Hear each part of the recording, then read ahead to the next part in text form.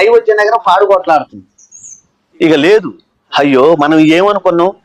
రాముడు వెళ్ళిందే రాజ్యం కాదు, భరతుడి వేలుండే యావత్ భారతదేశం అని చెప్పి పేరుగాంచటానికి మనం ఇంత పవిత్రంగా మనం రెడ్డి గారిని అనుసరించుకొని వాళ్ళ తనువు లాగుదామంటే మన కాడికే లేకపోయిందే అని చెప్పి వీళ్ళు ఏం చేశారు, ఇక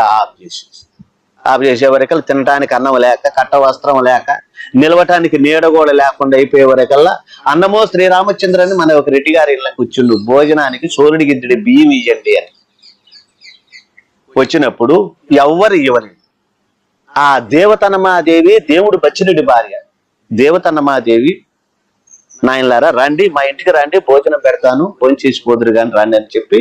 వాళ్ళని ఇంట్లోకి పిలిచి వాళ్ళకి స్నానం చేయించి నూతన వస్త్రములు అనగా ఆ కొత్త వస్త్రములు కట్టబెట్టి వారికి భోజనం పెట్టి, నాయనలారా ఇక మీరు మా ఊళ్ళోకి రాబాకండి,